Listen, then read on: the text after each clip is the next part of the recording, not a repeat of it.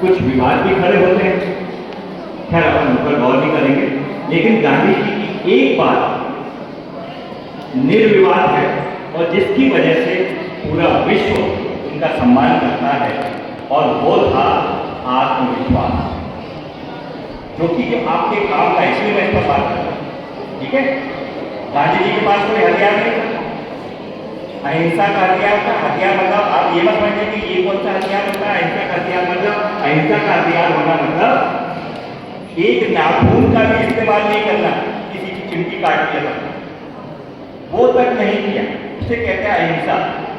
और ये तो चिमटी काटना तो बड़ी बात है, किसी को शब्द भी ना कहना, बुरा शब्द भी ना कहना, और ये भी बहुत बड़ी बात है।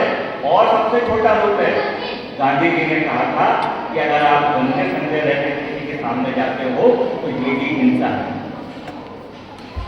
क्योंकि उसे बुरा लगेगा, उसे घिन आएगी आपको देखकर।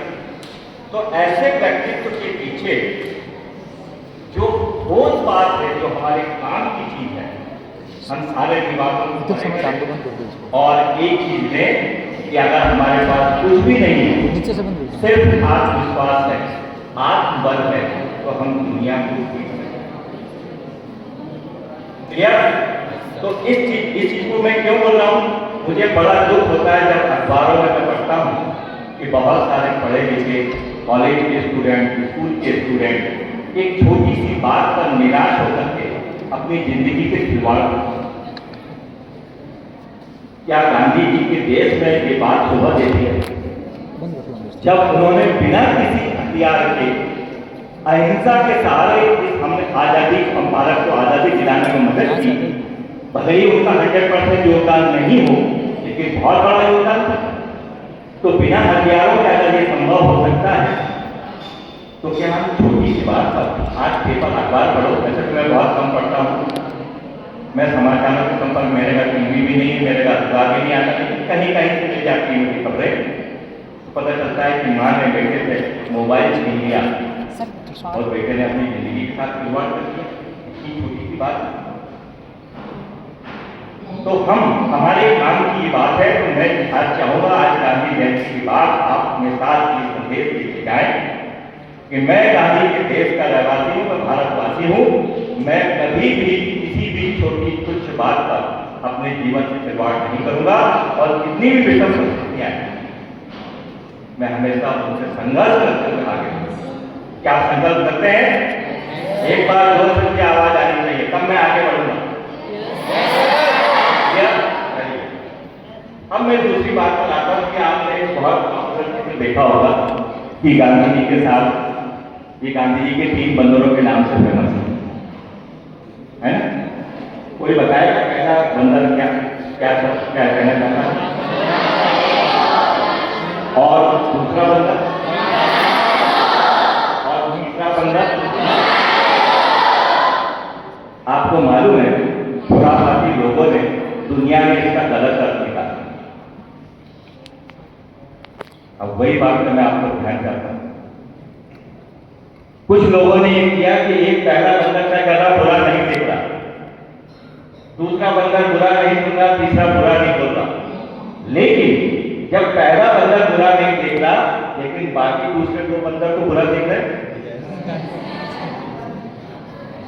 देख रहे? बीच वाला बंदर बुरा नहीं सुन रहा, लेकिन बाकी आजू बाजू वाले 2 बंदर बुरा सुन रहे, सुन रहे? किनारे वाला बंदर बुरा नहीं बोल रहा, लेकिन शुरू के 2 बंदर तो बोल रहे हैं, उनके मुंह में है। ये बुराई, इस चीज को हम समझ नहीं पाए। इस चीज के माध्यम से गांधी चाहते, वो गलती ये हुई 3 बंदर, हम गणित के बहुत बड़े विद्वान हैं, वो तो रामानुजन का नाम हो गया, वरना हमारा नाम होता। कि 3 बंदर मतलब 3 के काम अलग अलग बटे हुए, एक बुरा नहीं बोलेगा, एक बुरा नहीं सुनेगा, एक बुरा नहीं देखेगा।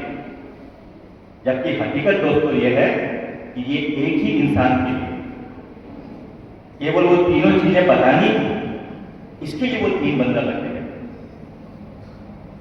और इसका दुष्परिणाम क्या होता है?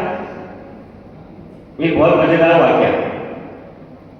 एक आदमी ने देखा कि पहाड़ी पर एक आदमी गड्ढा खोद रहा है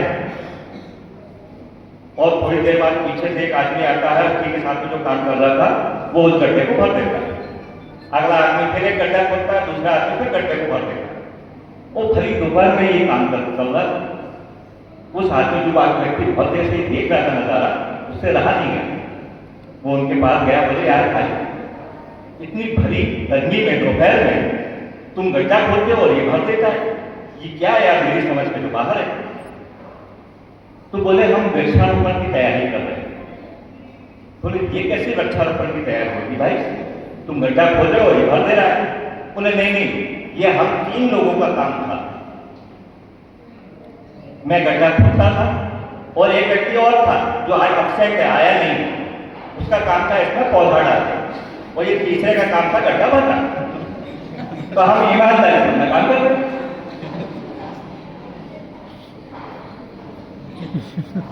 बात समझ में आई? क्योंकि यही चुटकुले की जो समझ थी ना, वो यही चुटकुलों के साथ।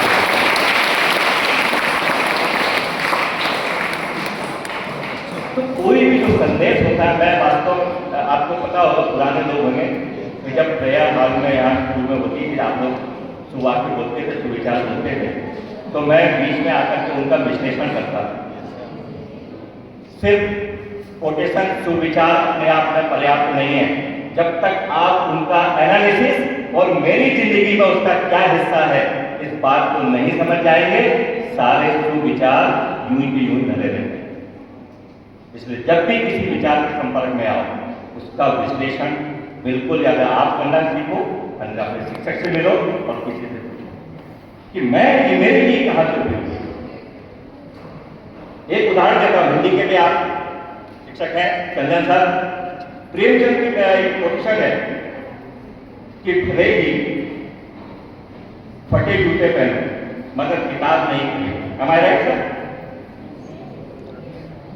चंदन सर सही है प्रेमचंद का कहना है कि भले ही जूते फटे पुराने पहनो लेकिन किताब हमेशा नहीं खरीदनी। अब ये उनके लिए था साहित्यकारों को बढ़ावा देने के लिए, लेकिन आप अभी पढ़ करके जब इंटरव्यू के लिए जाओगे तो क्या आप इस विचार का पालन करोगे? आप रिजेक्ट हो जाओगे अगर फटे जूते पहन कर देते हैं। लेकिन आप पुरानी किताब से काम चला सकते हो ना। तो नई किताब बहुत महंगी आ रही है, आप पुरानी किताबें लाओ, बाजार है बहुत पैसा, पुरानी किताबें लाओ, उससे पढ़ लोगे आप और नए जूते पहन करके जाओगे, तब आप उस इंटरव्यू में सिलेक्ट हो। तो हर कथन जो है किसी न किसी संदर्भ से जुड़ा, इसलिए उसको उस विचार का विश्लेषण बहुत जरूरी है। Thank you.